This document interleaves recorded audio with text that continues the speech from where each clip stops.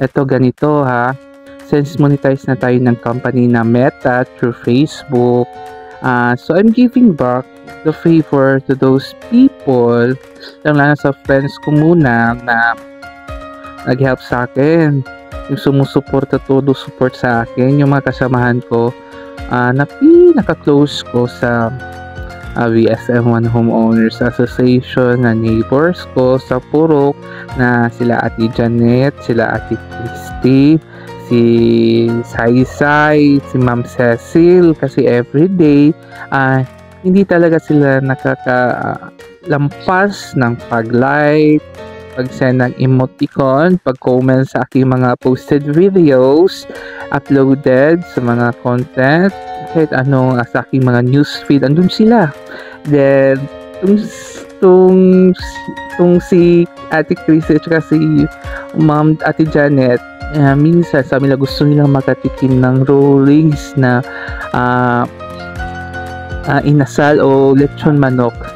Located po dun sa Mabuhay. It's not a sponsored na vlog for rollings, pero baka naman sa may-ari ng rollings, kung napanood mo ito, baka gusto mong i-part ng content natin yan soon.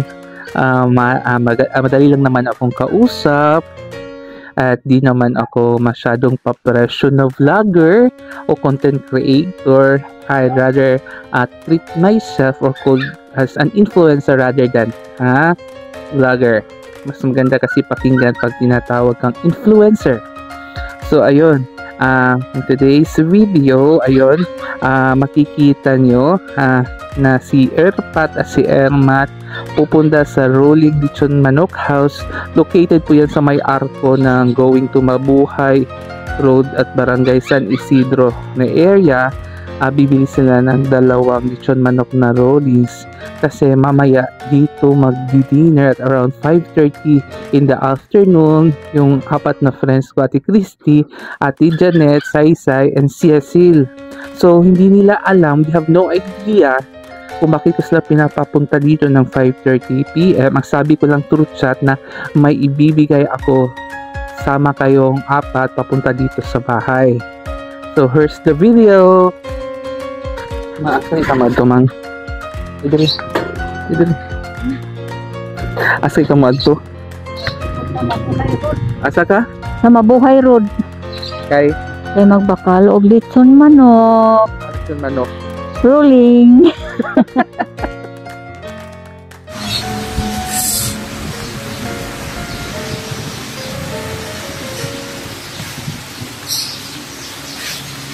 This is a simple celebration of my monetization on Facebook. Nanay mo rolling! Nanay mo rolling! Sana unsa. Hi, babe! Maniapon ta.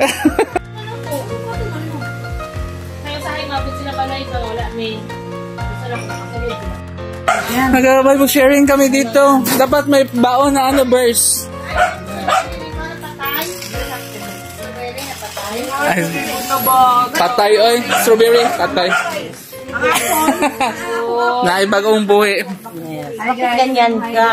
Para ka nakakita ng diwata. Oh, diba? May lagnat siya. So ayun na nga guys, natuloy na po yung konting celebration namin dito sa house. Unexpected lang po. It's pasasalamat lang po.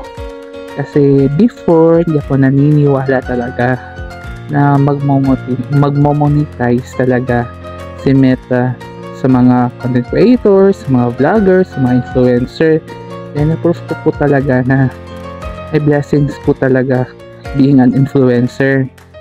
So ngayon, natupad ko po yung the pay it forward sa kapitbahay ko, sa mga close family friends ko na walang sawang pagsusuporta sa akin.